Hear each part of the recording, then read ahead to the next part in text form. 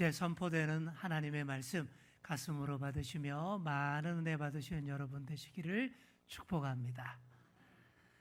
설교를 늘 길게 하시는 목사님이 계셨습니다.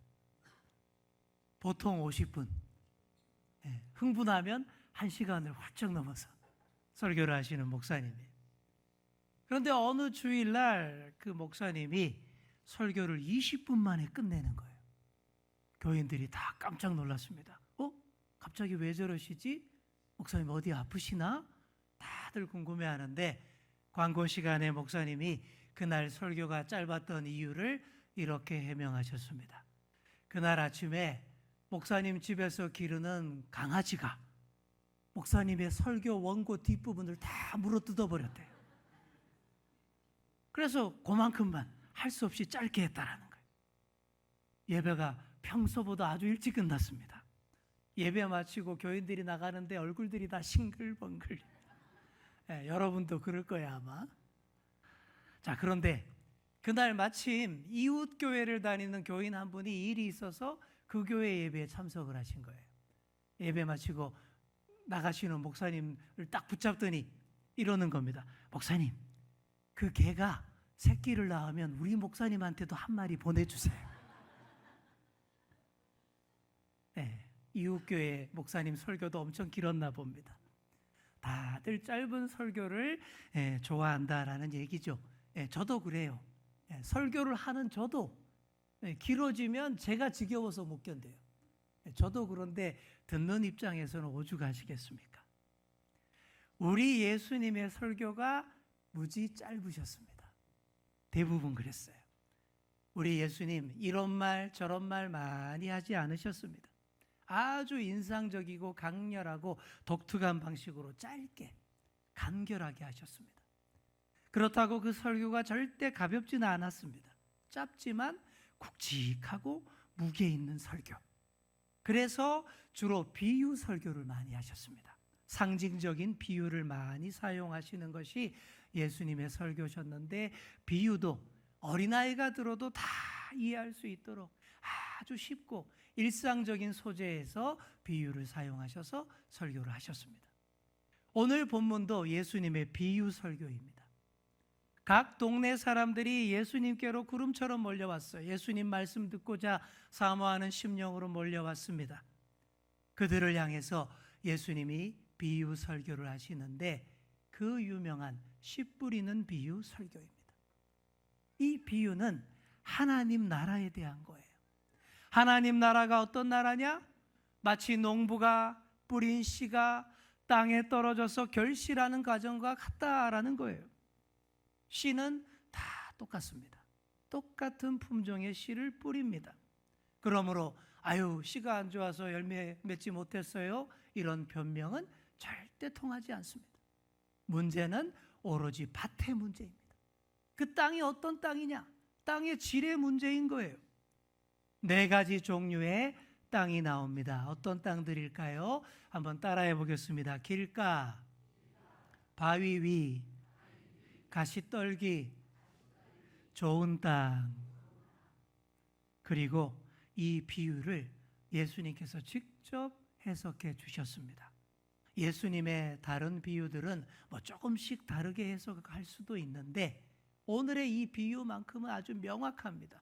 9절 이하에 보시면 제자들의 질문에 예수님께서 직접 이 비유 해석을 풀이를 해주셨기 때문에 다르게 해석할 이유가 전혀 없어요. 여기서 말하는 씨는 하나님의 말씀입니다. 그리고 4종류의 땅은 말씀을 듣는 우리 사람들의 마음, 지금도 이렇게 말씀을 듣고 있는 여러분의 마음 상태, 이걸 말하는 것입니다. 어떤 밭들이 나옵니까? 어떤 땅들이 나옵니까? 첫째로 어떤 씨들은 길가에 떨어졌어요. 길가가 뭐예요? 사람들이 많이 다녀서 단단하게 다져진 땅입니다. 이런 땅에는 씨앗이 뚫고 들어갈 수가 없어요. 씨앗이 심겨서 한번 싹을 틔워보지도 못하고 날아온 새들에게 먹혀버립니다. 이 새는 뭘까요? 마귀를 뜻합니다. 말씀이 아예 우리 안에 들어오지도 못하도록 싹 뺏어가는 그런 마귀. 이런 길가와 같은 마음밭이 우리 시대에 참 많습니다. 세상 일에 정신없이 바쁜 사람들이 오고 간 길가입니다. 수많은 장사꾼들, 노동자들, 사업가들이 각자의 용무를 위해 오고 가며 밟아서 단단하게 다져놓은 땅입니다. 전쟁하기 위해 행군하는 병사들과 무거운 장비들로 단단하게 다져진 땅입니다. 시끄럽게 놀러 다니는 아이들의 밟히며 수많은 여행객들이 오고 가며 밟아서 단단하게 다져놓은 땅입니다. 무척 산만한 땅이기도 합니다. 말씀이 이런 마음에 떨어지면 어떻게 될까요? 그냥 떼구르르 몇 번 굴러가고 맙니다. 속으로 파고들지를 못해요. 이 일 저 일 바쁜 세상 일로 다져져서 아예 마음의 문이 꽉 닫혀 있는 거예요. 그래서 무지 산만하고 말씀을 들어도 별 감흥이 없어요. 멀뚱멀뚱 딴 생각만 하다가 주신 말씀을 하나도 마음속에 담지 못하고 그냥 자리를 떠나는, 이게 바로 길가 마음밭입니다. 어느 주일날 아침 어느 나이 많은 장로님이 아들을 불렀습니다. 아들을 불러서 이렇게 얘기합니다. 아들아, 오늘은 내가 몸이 너무 무거워서 교회에 나갈 수가 없구나. 오늘은 네가 우리 가족을 대표해서 교회에 갔다 와라. 어때요? 대표해서 교회에 갔다 와라 라는 말 자체부터가 성도의 마음이 아니죠. 길가 마음인 겁니다. 그랬더니 이 아들이 궁시렁궁시렁 거립니다. 아유, 아버지가 장로지 내가 장로예요. 이 아들 마음도 똑같은 길가인 거예요. 마음밭이 단단하게 다져진 길가입니다. 그랬더니 아버지가 아유 이놈아, 내가 몸이 힘들어서 그래, 오늘만 좀 대신 갔다 와. 투덜투덜하면서 교회에 갔어요. 그리고는 얼른 집으로 돌아왔습니다. 교회 일이 궁금한 이 장로님이 여러 질문을 퍼붓습니다. 그래, 오늘 성경 본문은 뭐였니? 가기 싫어서 억지로 갔는데 지가 간 아들이 알겠습니까? 아유, 갔더니 성경 봉독 다 끝나서 몰라요. 그럼 오늘 목사님이 어떤 말씀으로 설교하셨니? 아유, 그 긴 설교를 어떻게 다 듣고 있어요. 그냥 잤어요. 그럼 목사님이 광고는 무슨 광고를 하시더냐? 아유, 광고한다길래 재빨리 빠져나왔어요. 그래서 장로님이 아유, 그 아비의 그 아들이로구나 했다라는 얘기입니다. 마음밭이 혹시 이런 상태인 분 계십니까? 놔두시면 안 돼요. 얼른 갈아엎으셔야 됩니다. 단단하고 산만한 길가와 같은 내 마음에 말씀이 파고들 수 있도록 깊게 파고 갈아엎으셔야 됩니다. 우리 교회 옥상에서도 작은 텃밭이 있습니다. 거기서 농사를 지어요. 봄철 씨 뿌리기 전에 뭐부터 할까요? 밭부터 갈아엎습니다. 제일 먼저 하는 일이 그거예요. 사람이 평소에 안 하던 짓을 하면 되게 힘들어요. 제가 정신노동을 주로 하는 사람인데 삽질을 하니까 되게 힘들더라고요. 그래도 최대한 이 삽날을 깊게 발로 꾹꾹 박아서 넣습니다. 그리고 한 삽 한 삽 크게 떠올립니다. 그래야 위에 있던 단단한 흙이 아래로 내려가고 밑에 있던 부드러운 흙이 위로 올라옵니다. 그리고 삽날로 이 흙덩이들을 깨트립니다. 이렇게 뒤섞이고 깨어지는 과정 중에 부드러운 마음밭이 준비되는 거예요. 우리 심령도 똑같습니다. 하루아침에 안 돼요. 매일매일 꾸준히 하셔야 됩니다. 세상의 헛된 가치관에 내 마음이 굳어지지 않도록 매일매일 성경 읽으시고 묵상하시고 기도하셔야 합니다. 평소의 경건 생활이 참으로 중요합니다. 또 말씀 들으러 예배당으로 오실 때에도 미리부터 잘 준비가 되셔야 돼요. 토요일 밤에 일찍 자는 것부터 시작됩니다. 밤늦게까지 TV 보시고 게임하지 마시고 토요일 밤부터 일찍 자는 것이 예배의 시작이에요. 그래야 주일 예배 이 시간에 초롱초롱한 눈빛을 저와 교환할 수 있습니다. 지금 여러분 눈빛이 다 초롱초롱하십니다. 흐릿하시고 동태 눈알 되시면 안 되죠. 초롱초롱해야 됩니다. 예배 시간 전에 적어도 10분 전에 교회에 일찍 나오시는 것도 중요합니다. 늦게 헐레벌떡 오시면 어떻게 될까요?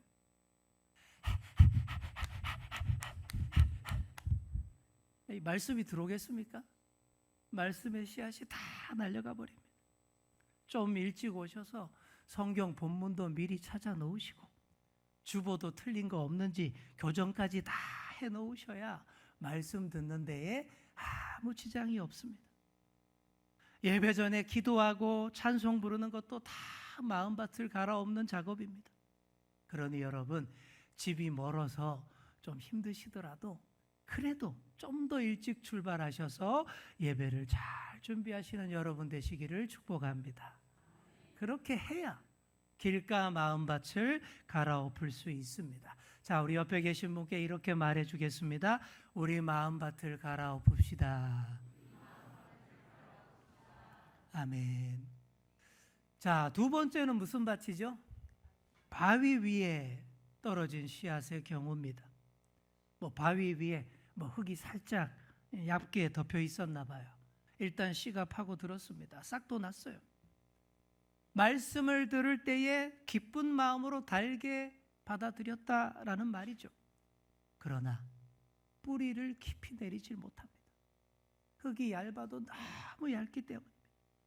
그리고 습기가 부족해요. 바위 위라고 했으니 강렬한 한낮의 태양에 금방 말라버립니다. 여러분, 뭐든지 촉촉해야 됩니다. 농사일도 그렇고요. 사람 관계도 그렇습니다. 수분이 부족해서 메말라지면 아무것도 안 돼요. 사람 관계도 메말라서 삐걱거립니다. 그래서 우리가 예배 마칠 때 마지막 찬양 뭐 부릅니까? 물된 동산 찬양하는 거예요. 메마른 땅에서 우리를 인도하여 주옵소서. 항상 마르지 않는 샘과 같이 되게 하여 주옵소서. 물된 동산 같게 하여 주옵소서.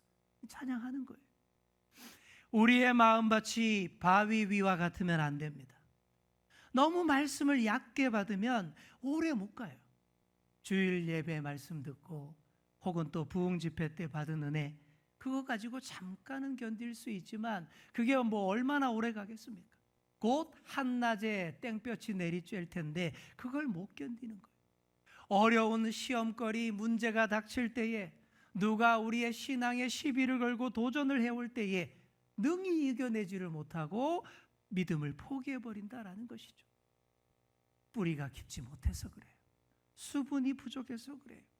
깊은 곳에서 하나님을 만나지 못하니까 받은 은혜 금방 다 까먹어버리고 메말라 버립니다.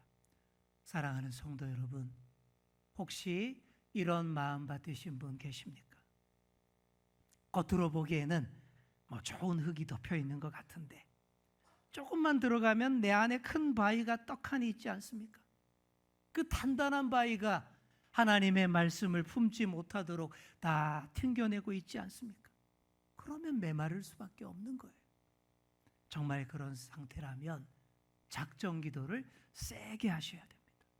주님, 내 안에 단단한 바위 통째로 파내가 주세요. 좋은 흙으로 두텁게 덮어 주옵소서. 성령의 단비로 이른 비와 늦은 비로 촉촉하게 적셔 주옵소서. 이렇게 기도하시는 여러분이 되시기를 축복합니다. 셋째로 어떤 씨앗은 가시밭에 떨어졌습니다. 일단 씨가 흙 속에 잘 들어갔고 싹이 나왔어요. 그런데 가시밭입니다. 가시도 무성하게 함께 자라서 날카롭게 마구 찔러댑니다. 무슨 말씀일까요? 말씀을 듣고 잘 받아들였지만 이생의 염려와 재물과 향락에 막혀서 결실하지 못한다라는 뜻입니다. 우리가 사는 세상살이가 만만치 않습니다. 먹고 살기 위해 우리가 얼마나 치열하게 살고 있습니까? 또 시험거리와 유혹들은 또 얼마나 많나요? 그래서 말씀을 듣고 싹은 났는데 어느 정도 자랐는데 그만 세상살이에 지쳐서 세상 염려에 찌들어서 시들시들해지는 거예요. 또 세상의 재물과 유혹과 쾌락의 손짓, 기타 욕심에 정신이 팔려서 열매를 못 맺는 거예요. 가시에 가로막힌 겁니다. 하나님 말씀대로 살아보려고 하는데 신앙생활에 투자하는 시간, 물질, 노력이 너무 아까운 거예요. 말씀대로 살려고 하는데 세상 경쟁에서 뒤처질까 봐, 왕따가 될까 봐 겁이 납니다. 돈도 하나도 못 벌 것 같아요. 이게 다 우리를 찔러대는, 가로막는 가시들입니다. 반드시 이 가시의 문제를 해결하셔야 됩니다. 가시를 잘라내셔야 되고 아예 가시나무를 뿌리채 뽑아버려야 시원깔끔합니다. 그리고 더 깊게 파고 더 갈아엎으셔야 됩니다. 거름도 주고 좋은 마음밭으로 만드셔야 됩니다. 자, 우리 옆에 계신 분께 이렇게 말해주겠습니다. 바위도 가시밭도 안 됩니다. 바위, 가시밭 다 해결하고 마지막 무슨 땅이에요? 마지막 넷째로 좋은 땅, 옥토의 경우입니다.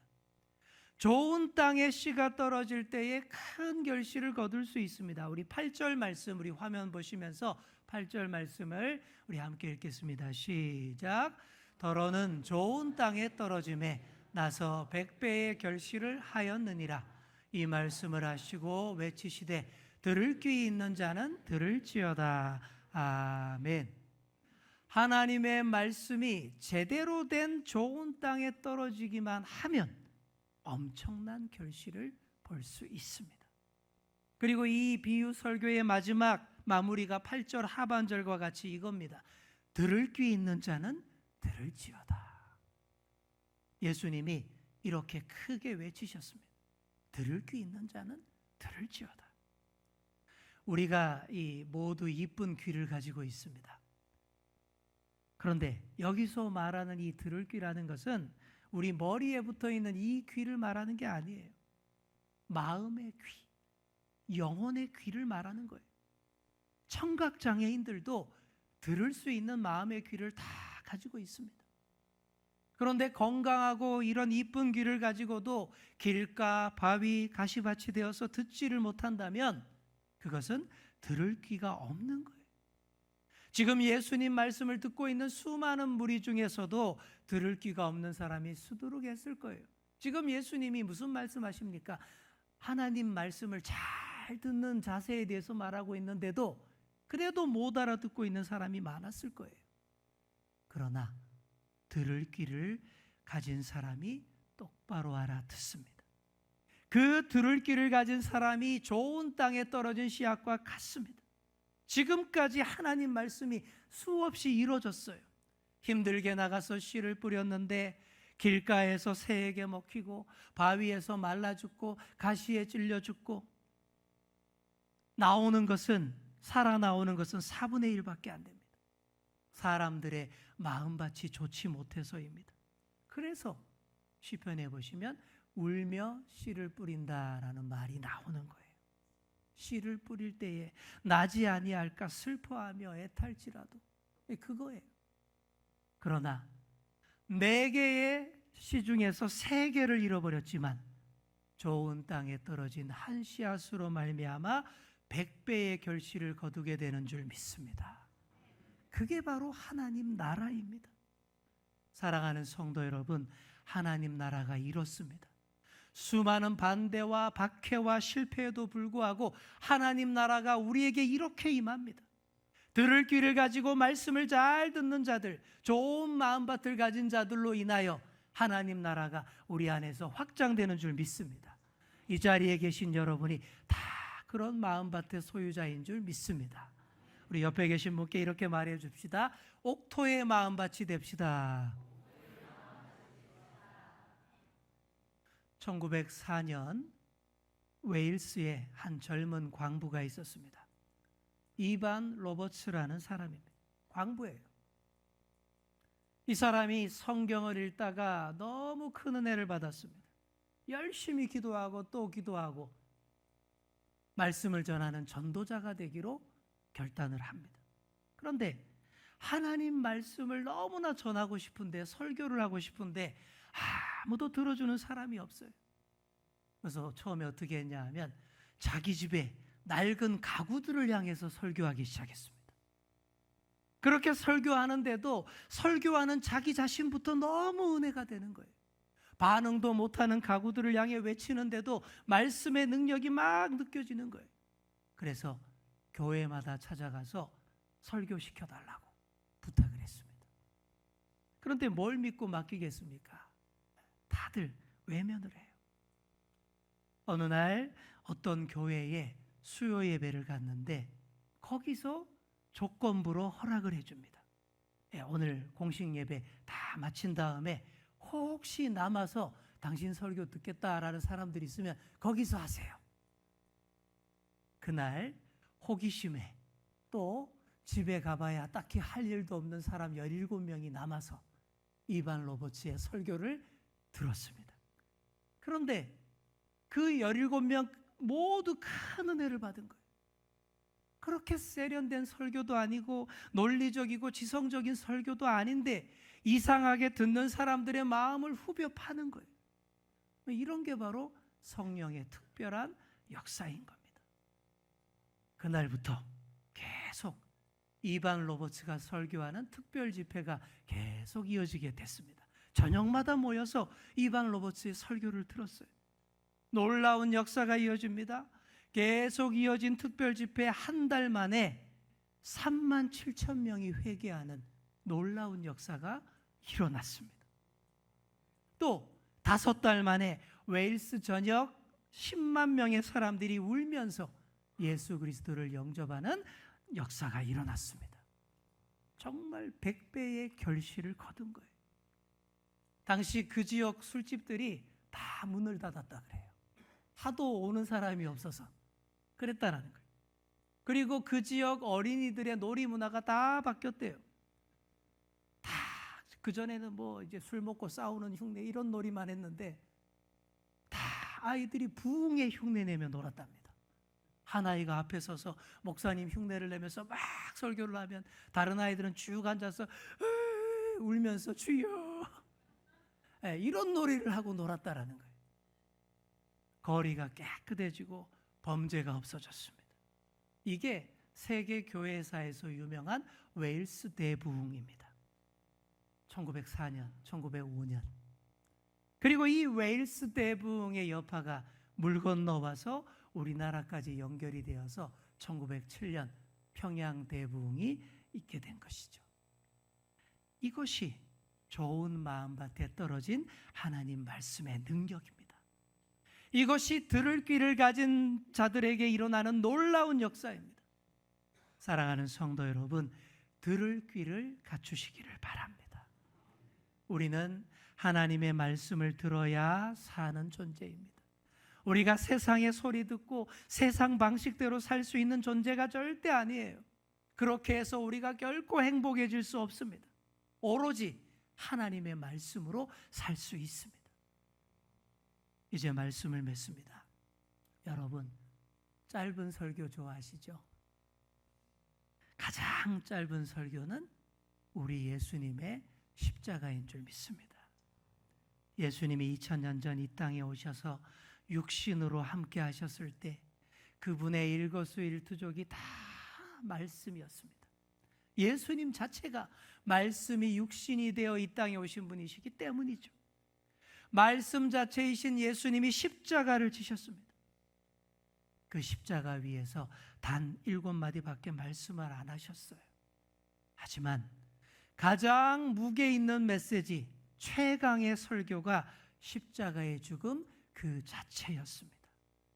그러니 여러분, 예수님의 십자가를 묵상하실 때 이런 메시지로 들으시기 바랍니다.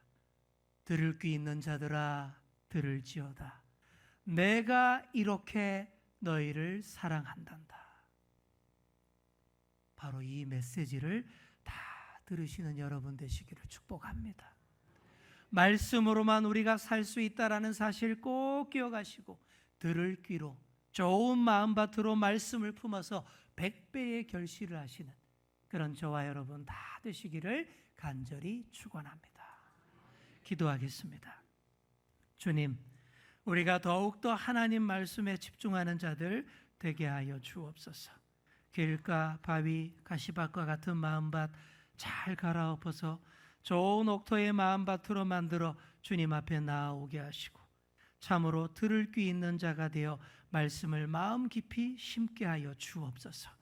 말씀 앞에서 바른 자세, 바른 태도로 겸손하게 나아가게 하시고, 그렇게 듣고 뿌리 내린 말씀이 100배로 결실하는 저희들이 다 되게 하여 주옵소서. 예수님의 이름으로 기도드립니다. 아멘.